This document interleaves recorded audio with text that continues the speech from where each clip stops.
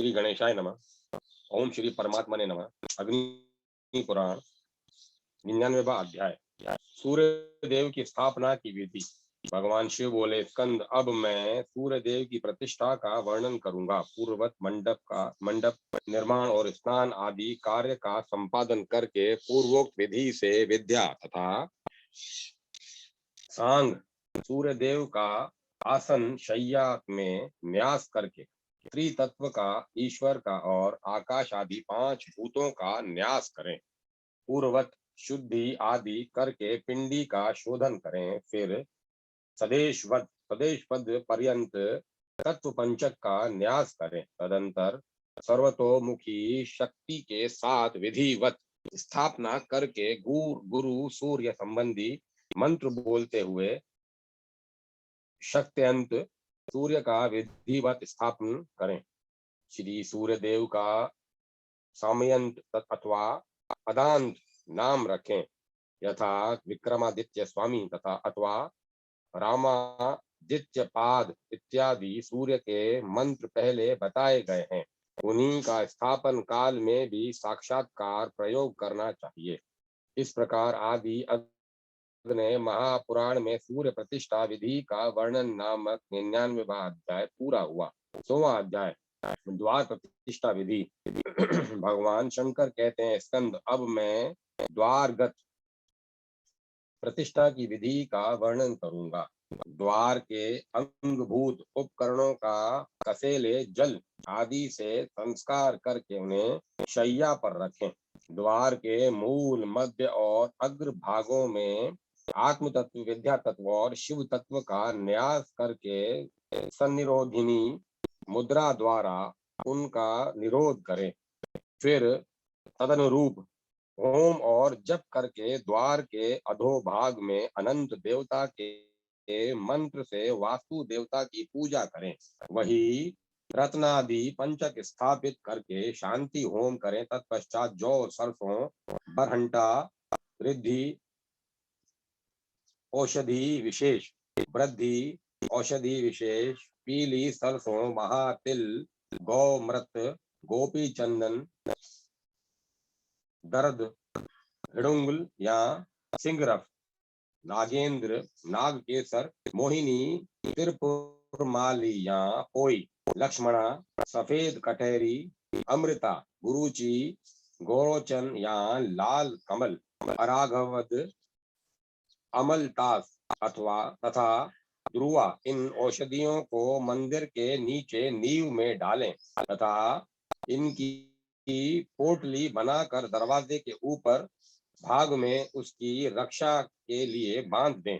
बांधते समय प्रणव मंत्र का उच्चारण करें। दरवाजे को कुछ उत्तर दिशा का आश्रय लेकर स्थापित करना चाहिए। द्वार के अधोभाग में आत्म तत्व का, दोनों भुजाओं में विद्या तत्व का, आकाश देश खाली जगह में तथा संपूर्ण द्वार मंडल में सर्वव्यापी शिव तत्व का न्यास करें। इसके बाद मूल मंत्र से महेशनाथ का न्यास करना चाहिए।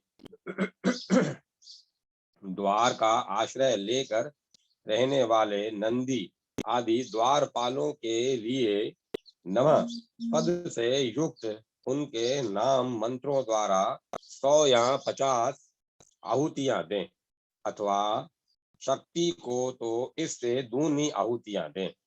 न्यूनातिरिक्ता संबंधी दोष से छुटकारा पाने के लिए अस्त्र मंत्र से 100 आहुतियां दें। तदंतर पहले बताए अनुसार दिशाओं में बलि देकर दक्षिणा आदि प्रदान करें।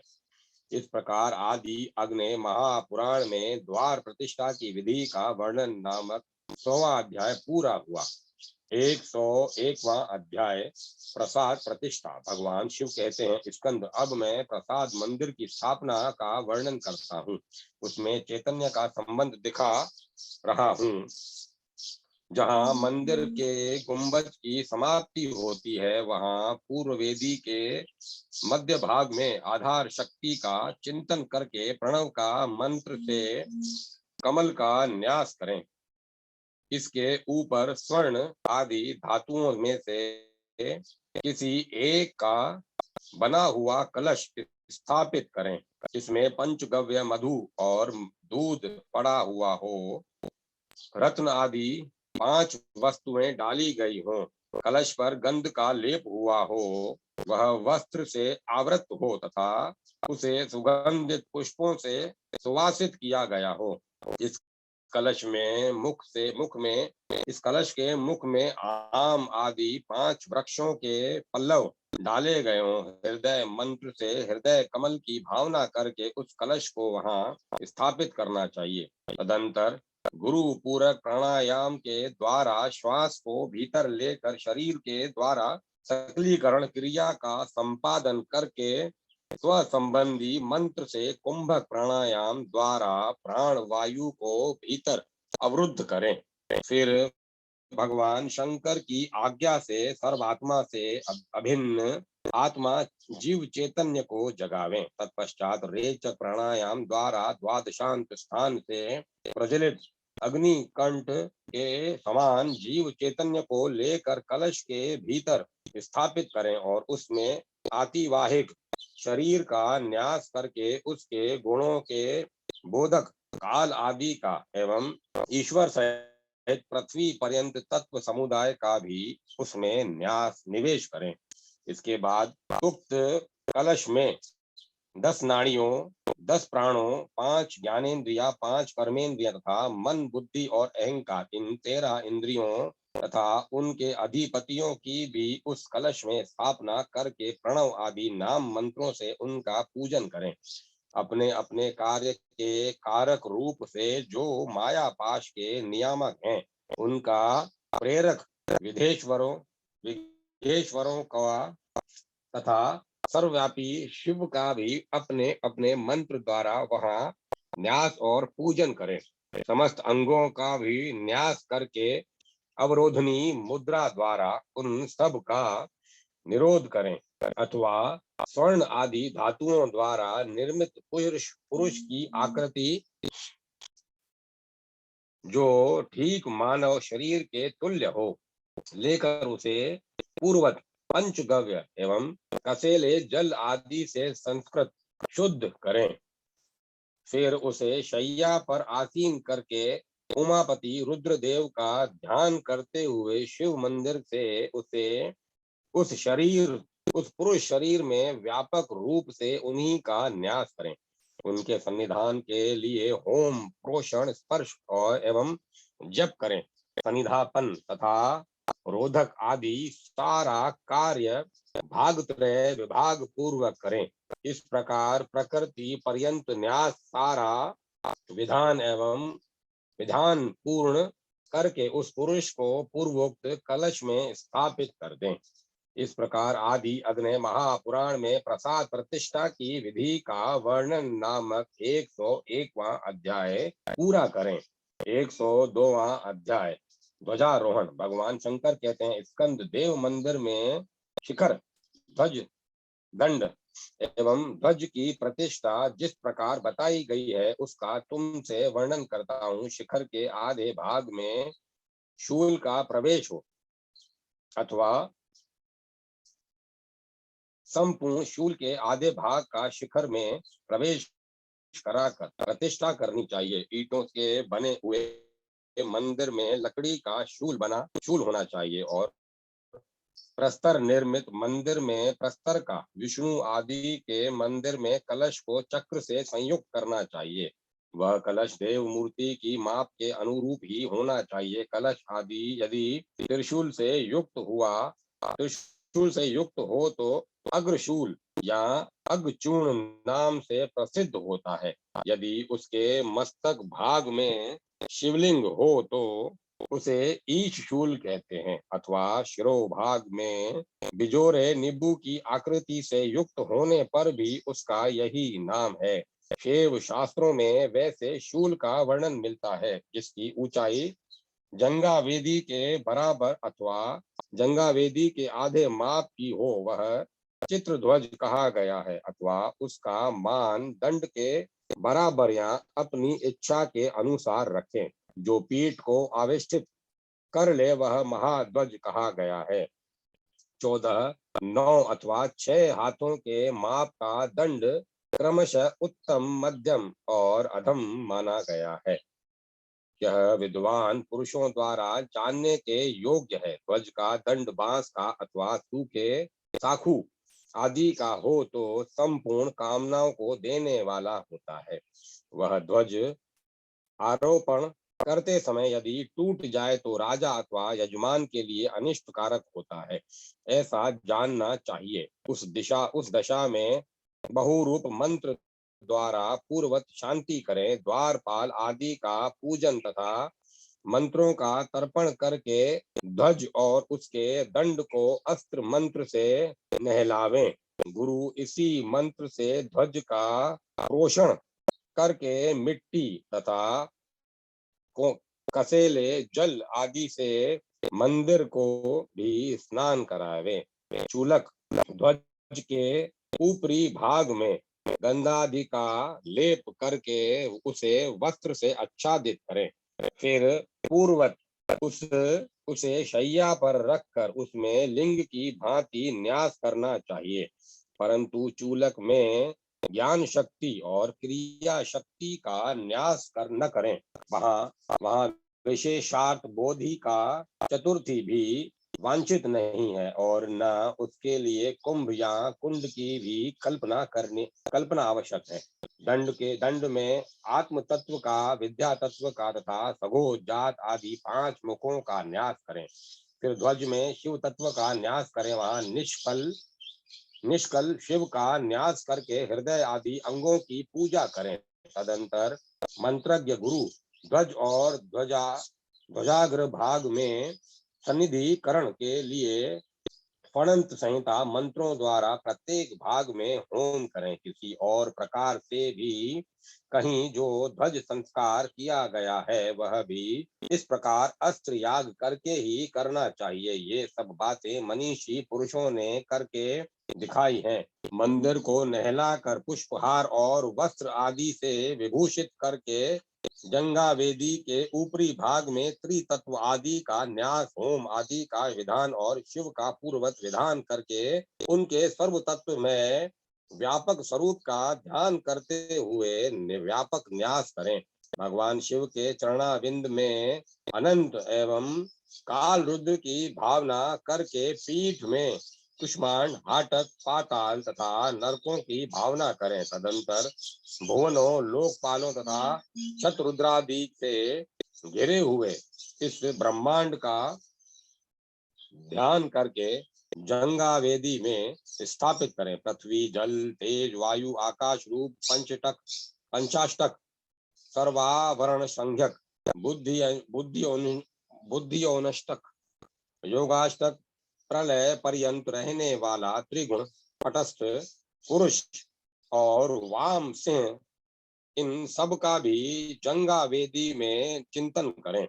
किंतु मंजरी वेदी का वेदादि 4 तत्वों की भावना करें।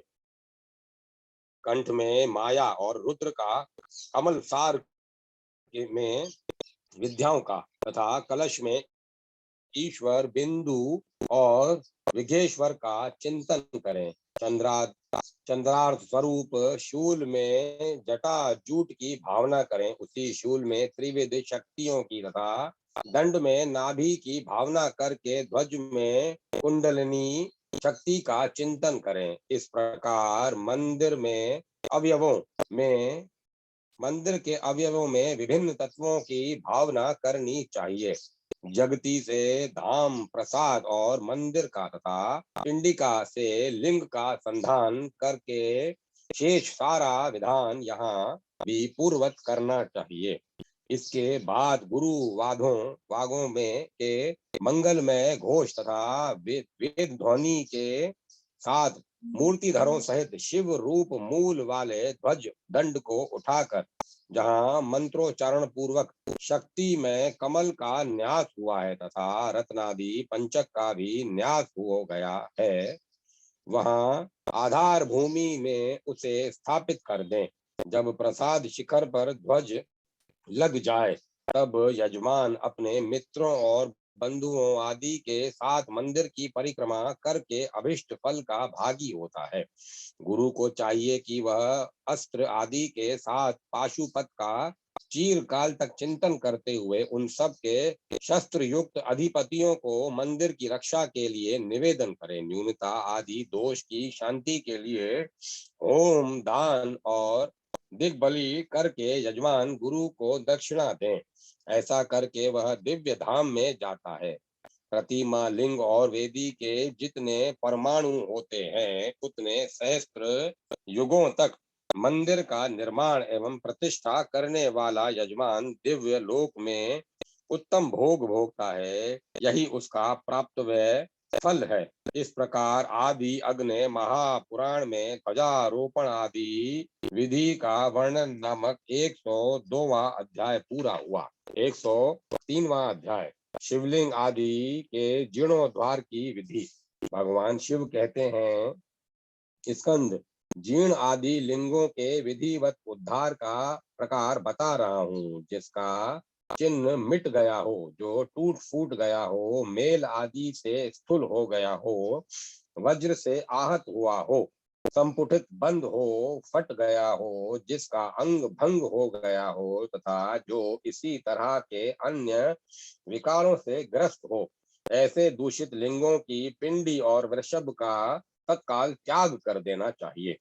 जो शिवलिंग किसी के द्वारा चालित हो या स्वयं चलित हो, अत्यंत नीचा हो गया हो, विषम स्थान में स्थित हो, जहाँ दिंड मोह होता हो, जो किसी के द्वारा गिरा दिया गया हो, अथवा जो मध्यस्थ होकर भी गिर गया हो, ऐसे लिंग की पुनः पीठ में स्थापना कर देनी चाहिए। परंतु यदि वह वर्ण रहित हो, तभी ऐसा किया जा सकता है। यदि वह नदी के जल प्रवाह द्वारा वहां से अन्यत्र हटा दिया जाता हो, तो उस स्थान से अन्यत्र भी शास्त्रीय विधि के अनुसार उसकी स्थापना की जा सकती है। जो शिवलिंग अच्छी तरह स्थित हो, सुदृढ़ हो, उसे विचलित करना या चलाना नहीं चाहिए। जो अस्थिर या अदृढ़ हो, उस शिवलिंग को यदि चालित करें तो उसकी शांति के लिए 1 सहस्त्र आहुतियां दें और 100 आहुतियां देकर पुनः उसकी स्थापना करें। जीर्णता आदि दोषों से युक्त शिवलिंग की यदि नित्य पूजा अर्चा आदि से युक्त हो, तो उसे सुस्थित ही रहने दें, चालित न करें। जीर्णोद्वार के लिए दक्षिण दिशा में एक मंडप बनावें। ईशान कोण में पश्चिम द्वार का एक फाटक लगा दें। द्वार पूजा आदि करके वेदी पर शिव जी की पूजा करें। इसके बाद मंत्रों का पूजन और तर्पण करके वास्तु देवता की पूर्वत पूजा करें। तदंतर बाहर जा दिशाओं में बलि दें। स्वयं आचमन करने के पश्चात गुरु ब्राह्मणों को भोजन करावें। तत्पश्चात भगवान शंकर को इस प्रकार विज्ञप्ति दें, शंभो, यह लिंग दोष युक्त हो गया है, इसके उद्धार करने से शांति होगी, ऐसा आपका वचन है। अतः विधि पूर्वक इसका अनुष्ठान होने जा रहा है। शिव, इसके लिए आप मेरे भीतर स्थित होइए और अधिष्ठाता बनकर इस कार्य का संपादन कीजिए। देवेश्वर शिव को इस प्रकार विज्ञप्ति देकर मधु और घृत मिश्रित खीर एवं दुर्वा द्वारा मूल मंत्र से 108 आहुतियां देकर शांति होम का कार्य संपन्न करें। तदंतर लिंग को स्नान कराकर वेदी पर इसकी पूजा करें। पूजन काल में ओम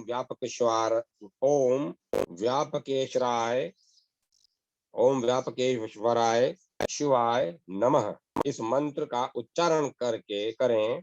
अंग पूजा और अंग न्यास के लिए मंत्र इस प्रकार हैं। ओम व्यापकेश्वराय हृदयाय नमः। ओम व्यापकेश्वराय शिर से स्वाहा। ओम व्यापकेश्वराय शिखाय वषट। ओम व्यापकेश्वराय कवचाय हूम। ओम व्यापकेश्वराय नेत्रदाय वोषट। ओम व्यापकेश्वराय अस्त्राय फट। तत्पश्चात उस शिवलिंग के आश्रित रहने वाले भूत को अस्त्र मंत्र के उच्चारण पूर्वक सुनावें। यदि कोई भूत प्राणी यहाँ इस लिंग का आश्रय लेकर रहता है, वह भगवान शिव की आज्ञा से इस लिंग को त्याग कर जहाँ इच्छा हो वहां चला जाए। अब यहाँ विद्या और विघेश्वरों के साथ साक्षात भगवान शंभु निवास करेंगे। इसके बाद पशुपत मंत्र से प्रत्येक भाग के लिए सहस्त्र आहुतियां देकर शांति जल से पोषण करें। फिर कुशों द्वारा स्पर्श करके उक्त मंत्र को जपें। तदंतर विलोम क्रम से अर्घ्य देकर लिंग और पिंडिका में स्थित तत्वों, तत्वाधिपतियों और इष्ट मूर्तिश्वरों का गुरु स्वर्ण पाश से विसर्जन करके वृषभ के कंधे पर स्थित रज्जु द्वारा उसे बांधकर ले जाएं तथा जन समुदाय के साथ शिव नाम का कीर्तन करते हुए उस वृषभ नंदी केश्वर को जल में डाल दें। फिर मंत्रज्ञ आचार्य पुष्टि के लिए 100 आहुतियां दें। दिक्पालों की तृप्ति तथा वास्तु शुद्धि के लिए भी 100 आहुतियों का होम करें। तत्पश्चात महापशुपत मंत्र से उस मंदिर में रक्षा की व्यवस्था करके गुरु वहां विधि पूर्वक दूसरे लिंग की स्थापना करे। असुरों, मुनियों, देवताओं तथा तत्ववेताओं द्वारा स्थापित लिंग जीर्ण या भग्न हो गया हो तो भी विधि के द्वारा भी उसे चालित न करें। जीर्ण मंदिर के उद्धार के में भी यही विधि काम में लानी चाहिए। मंत्र गणों का खड्ग में न्यास करके दूसरा मंदिर तैयार करावें। यदि पहले की अपेक्षा मंदिर को संकुचित या छोटा कर दिया जाए तो कर्ताओं की मृत्यु होती है और विस्तार किया जाए तो धन का नाश होता है। अतः प्राचीन मंदिर के द्रव्य को लेकर यहाँ और कोई श्रेष्ठ द्रव्य लेकर पहले के मंदिर के बराबर ही उस स्थान पर नूतन मंदिर का निर्माण करना चाहिए। इस प्रकार आदि अग्नय महापुराण में जीर्णोद्वार की विधि का वर्णन नामक 103वां अध्याय पूरा हुआ। 104वां अध्याय प्रसाद के लक्षण। भगवान शंकर कहते हैं, ध्वज में मयूर का चिन्ह धारण करने वाले स्कंद। अब मैं प्रसाद सामान्य का लक्षण कहता हूँ। चौकोर क्षेत्र के 4 भाग करके एक भाग में भित्तियों दीवारों का विस्तार करें। बीच के भाग गर्भ के रूप में रहें और एक भाग में पिंडिका को 5 भाग वाले क्षेत्र के भीतरी भाग में तो पिंडिका हो। एक भाग का विस्तार छिद्र शून्य या खाली जगह के रूप में हो तथा एक भाग का विस्तार दीवारों के उपयोग में लाया जाए। मध्य गर्भ में 2 भाग और ज्येष्ठ गर्भ में भी 2 ही भाग रहे, किंतु कनिष्ठ गर्भ 3 भागों में संपन्न होता है। शेष 8वां भाग दीवारों के उपयोग में लाया जाए, ऐसा विधान कहीं कहीं उपलब्ध होता है। 6 भागों द्वारा विभक्त क्षेत्र में एक भाग का विस्तार दीवार के उपयोग में आता है। एक भाग का विस्तार गर्भ में और 1-2 भागों में पिंडिका स्थापित की जाती है। कहीं कहीं दीवारों की ऊंचाई उसकी चौड़ाई की अपेक्षा 2 गुनी, 2.25 गुनी, 2.5 गुनी अथवा 3 गुनी भी होने का विधान मिलता है। कहीं कहीं प्रसाद मंदिर के चारों और दीवार के आधे या पौने विस्तार की जगह होती है और चौथाई विस्तार की नेमी। बीच में एक तृतीयांश की परिधि होती है। वहां रथ बनावें और उनमें चामुंड, भैरव तथा नटेश की स्थापना करें। प्रसाद के आधे विस्तार के चारों और बाहरी भाग में देवताओं के लिए 8 या 4 परिक्रमाएं बनावें। प्रसाद आदि में इनका निर्माण वैकल्पिक है, चाहे बनवावें चाहे न बनवावें। आदित्यों की स्थापना पूर्व दिशा में और स्कंद एवं अग्नि की प्रतिष्ठा वायव्य दिशा में करनी चाहिए। इसी प्रकार यम आदि देवताओं की भी स्थिति उनकी अपनी अपनी दिशाओं में मानी गई है। शिखर के 4 भाग करके नीचे के 2 भागों की शुकनासिका गुंबज संज्ञा है। तीसरे भाग में वेदी की प्रतिष्ठा है। इससे आगे का जो भाग है वही अमलासार नाम से प्रसिद्ध कंठ है। वेराज, पुष्पक, कैलाश, मणिक और त्रिविष्टप ये 5 ही प्रसाद मेरु के शिखर पर विराजमान है। अतः प्रसाद के ये ही 5 मुख्य भेद माने गए हैं। इनमें पहला वेराज नाम वाला प्रसाद चतुरस्र चौकोर होता है। दूसरा पुष्पक चतुरस्रायत है।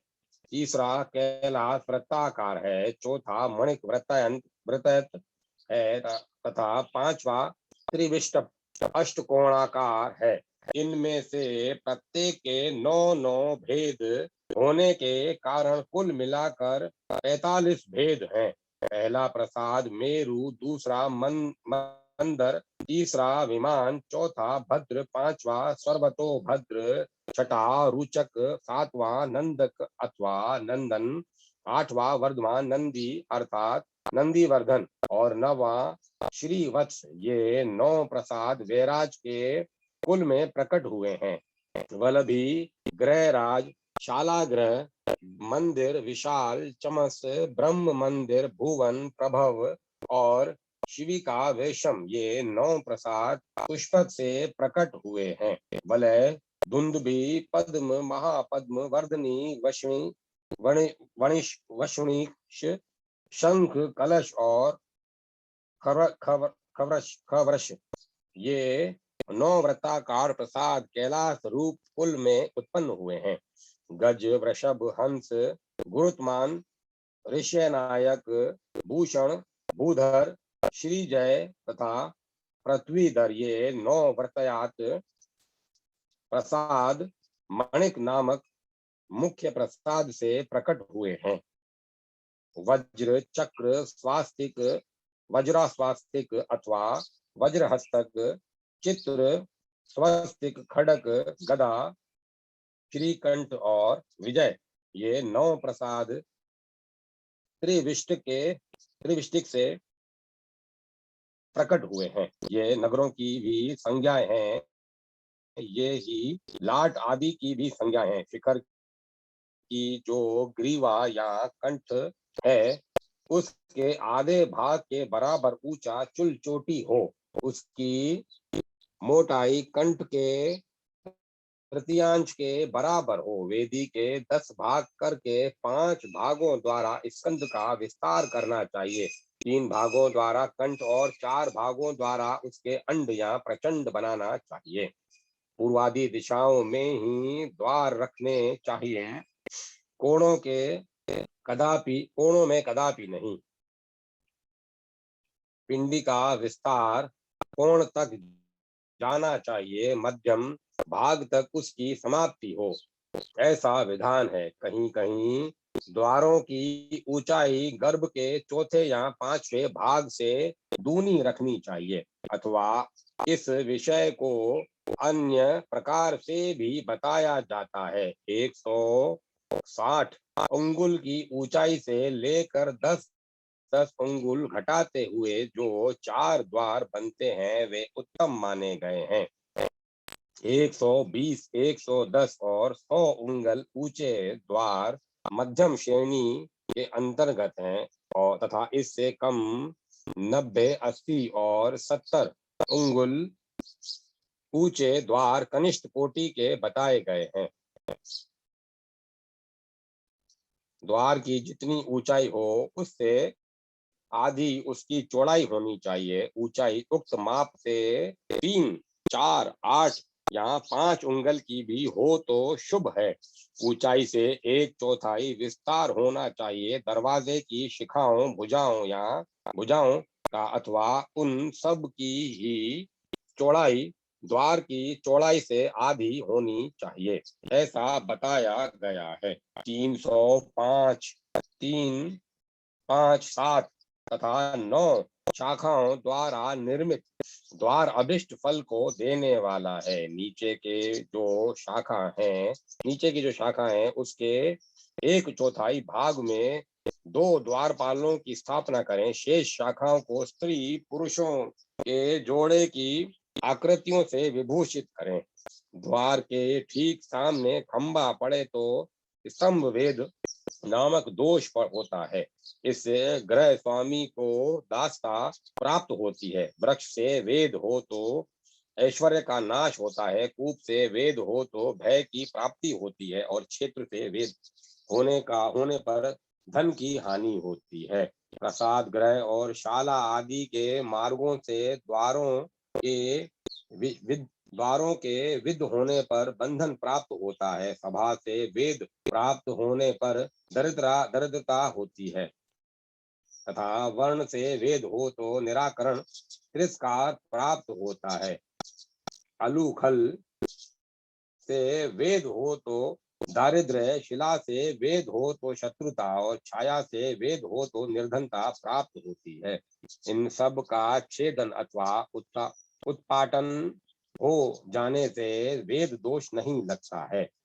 इनके बीच में 4 दीवारी उठा दी जाए तो भी वेद दोष दूर हो जाता है। अथवा सीमाओं से 2 गुनी भूमि छोड़कर ये वस्तुएं हो तो भी वेद दोष नहीं होता है। 105वां अध्याय नगर ग्रह आदि की वास्तु प्रतिष्ठा विधि। भगवान शंकर कहते हैं स्कंद नगर ग्राम तथा दुर्ग आदि में ग्रहों और प्रसादों की वृद्धि हो, इसकी सिद्धि के लिए 81 पदों का वास्तु मंडल बनाकर उसमें वास्तु देवता की पूजा अवश्य करनी चाहिए। 10 रेखा पश्चिम से पूर्व की ओर और 10 दक्षिण से उत्तर की ओर खींचने पर 81 पद तैयार होते हैं। पूर्वाभिमुखी 10 रेखाएं 10 नाड़ियों की प्रतीक होता है। इन नाड़ियों के नाम इस प्रकार बताए गए हैं: शांता, यशोवती, कांता, विशाला, प्रणववाहिनी, सती, वासुमती, नंदा, सुभद्रा और मनोरमा। उत्तराभिमुख प्रवाहित होने वाली 10 नाड़ियां और हैं जो उक्त 9 पदों को 81 पदों में विभाजित करती हैं। उनके नाम ये हैं: हरिणी, सुप्रभा, लक्ष्मी, विभूति, विमला, प्रिया, जया, विजया, ज्वाला और विशोका। सूत्रपात करने से ये रेखामयी नाड़ियां अभिव्यक्त होकर चिंतन का विषय बनती हैं। ईश आदि 8 देवता अष्टक हैं जिनका 4 दिशाओं में पूजन करना चाहिए। पूर्वादि 4 दिशाओं के पृथक पृथक अष्टक हैं: ईश, घन, पर्जन्य, जय, जयंत, शक्र, इंद्र, अर्क, आदित्य या सूर्य, सत्य, भ्रश्य और व्योम। आकाश। इन 8 देवताओं का वास्तु मंडल में पूर्व दिशा के पदों में पूजन करना चाहिए। हव्याह, अग्नि, पुषा, वितत, सोमपुत्र, ग्रहशक्त, कृतांत, यम, गंधर्व, भृंगराज और मृग। इन 8 देवताओं की दक्षिण दिशा के पदों में अर्चना करनी चाहिए। पितर, द्वारपाल या द्वारिक, सुग्रीव, पुष्पदंत, वरुण, दैत्य, असुर, शोष और यशमा, पाप यशमा। इन 8 का सदा पश्चिम दिशा के पदों में पूजन करने की विधि है। लोक, अहि, नाग, मुख्य, भल्लाट, सोम, शैल, ऋषि, आदित्य और दिति। इन 8 की उत्तर दिशा के पदों में पूजा होनी चाहिए। वास्तुमंडल के मध्यवर्ती 9 पदों में ब्रह्मा जी पूजित होते हैं और शेष 39 पदों में आधे में 39 पदों में से आधे में अर्थात 24 पदों में वे देवता पूजनीय हैं जो अकेले 6 पदों पर अधिकार रखते हैं। ब्रह्मा जी के चारों ओर एक एक करके 4 देवता षटपदगामी हैं, जैसे पूर्व में मरीचि या अर्यमा, दक्षिण में विवस्वान, पश्चिम में मित्र देवता और उत्तर में पृथ्वीधर। ब्रह्मा जी तथा ईश के मध्यवर्ती कोष्टकों में जो 2 पद हैं उनमें आपकी तथा नीचे वाले 2 पदों में आपत्स की पूजा करें। इसके बाद 6 पदों में मरीचि की अर्चना करें। मरीचि और अग्नि के बीच में जो कोणवर्ती 2 पद हैं उसमें सविता की स्थिति है और उनसे निम्न भाग के 2 पदों में सावित्र तेज या सावित्री की, उसके नीचे 6 पदों में विवस्वान विद्यमान है। पितरों और ब्रह्मा जी के बीच के 2 पदों में विष्णु इंदु स्थित हैं और नीचे के 2 पदों में इंद्र जय विद्यमान हैं। इनकी पूजा करें। वरुण तथा ब्रह्मा के मध्यवर्ती 6 पदों में मित्र देवता का यजन करें। रोग तथा ब्रह्मा के बीच वाले 2 पदों में रुद्रदास की पूजा करें और नीचे के 2 पदों में यशम की। फिर उत्तर के 6 पदों में धराधर पृथ्वीधर का यजन करें। फिर मंडल के बाहर ईशनादि कोणों के क्रम से चर की स्कंद, बिदारी, विकट, पूतना, जम्ब, पापा, पाप राक्षसी और तथा पिलीपिक्ष या पिलीपित्स, इन बाल ग्रहों की पूजा करें।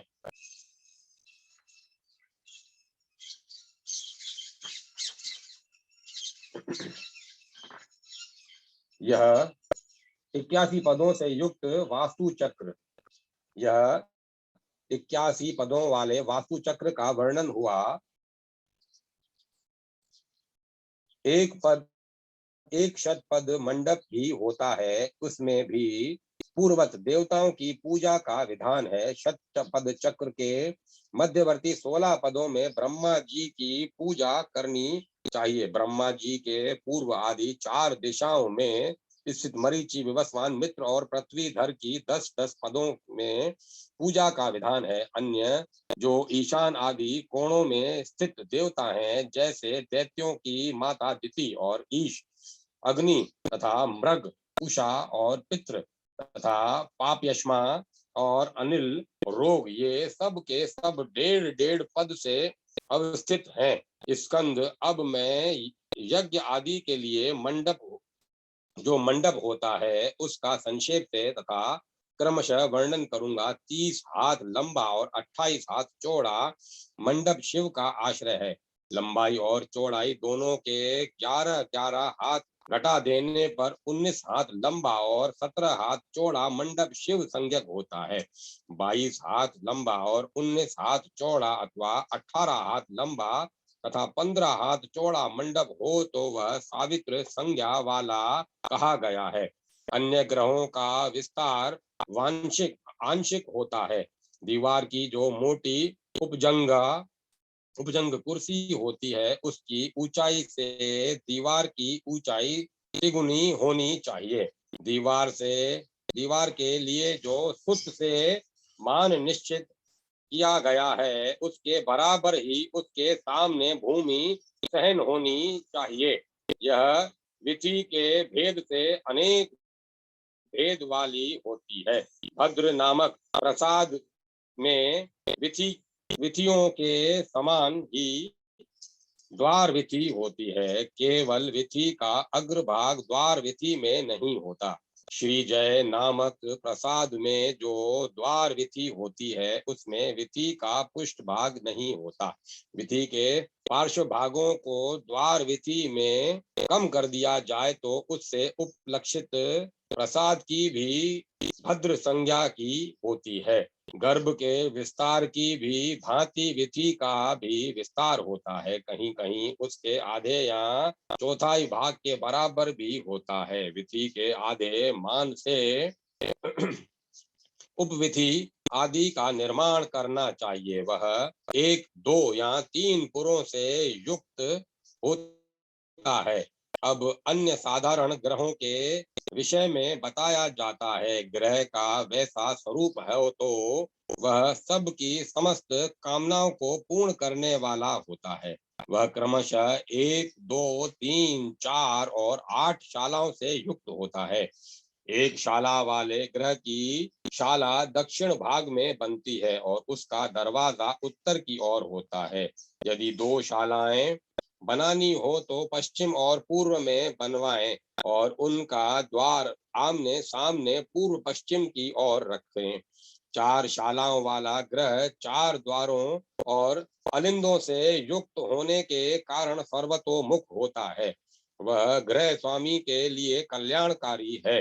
पश्चिम दिशा की ओर 2 शालाएं हो तो उस दिवशाल ग्रह को यम सूर्य कहा गया है। पूर्व तथा उत्तर की ओर शालाएं हो तो उस ग्रह की दंड संज्ञा है तथा पूर्व दक्षिण की ओर हो और 2 शालाएं हो तो वह ग्रहवाद संज्ञक होता है। जिस 3 शाला वाले ग्रह में पूर्व दिशा की ओर शाला न हो उसे सुक्षेत्र कहा गया है। वह बुद्धिदायक होता है। यदि दक्षिण दिशा में कोई शाला न हो और अन्य दिशा में हो तो उस घर की विशाल संज्ञा है। वह कुल लक्ष्यकारी तथा अत्यंत भयदायक होता है। उसमें पश्चिम दिशा में ही शाला न बनी हो उस विशाल ग्रह को पक्षघन कहते हैं। वह पुत्र हानिकारक तथा बहुत से शत्रुओं का उत्पादक होता है। अब मैं पूर्वादि दिशाओं के क्रम से ध्वज आदि 8 ग्रहों का वर्णन करता हूँ। ध्वज, धूम, सिंह, श्वान, वृषभ, खर, गधा, हाथी और काक ये ही 8 के नाम हैं। पूर्व दिशा में स्नान और अनुग्रह लोगों से कृपा पूर्वक मिलने के लिए घर बनावे। अग्नि कोण में उसका रसोई घर होना चाहिए। दक्षिण दिशा में रस क्रिया तथा शय्या शयन के लिए घर बनाना चाहिए। नेतृत्व कोण में शस्त्रागार रहे। पश्चिम दिशा में धन रत्न आदि के लिए कोषागार रखें। वायव्य कोण में सम्यक अन्नागार स्थापित करें। उत्तर दिशा में धन और पशुओं को रखें तथा ईशान कोण में दिशा के लिए उत्तम भवन बनवावे।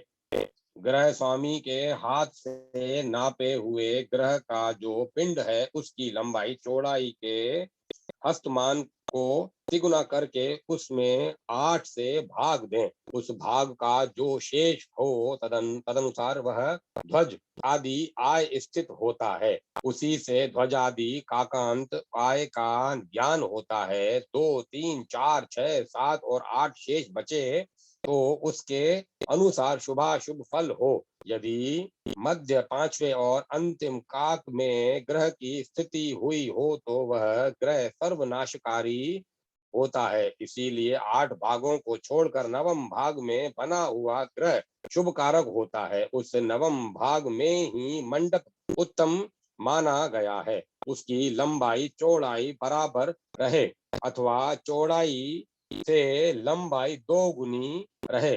पूर्व में पश्चिम की ओर तथा उत्तर से दक्षिण की ओर बाजार में ही ग्रह पंक्ति देखी जाती है। एक एक भवन के लिए प्रत्येक दिशा में 8-8 द्वार होते हैं।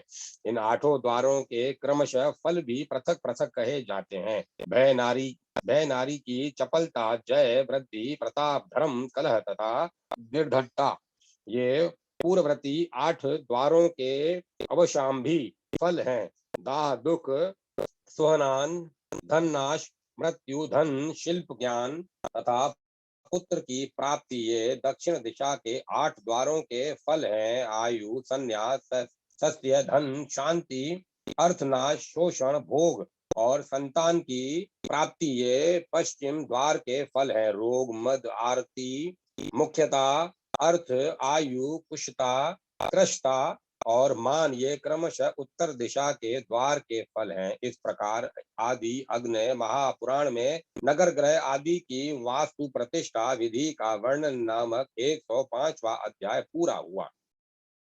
अब मैं कथा को विराम देता हूँ।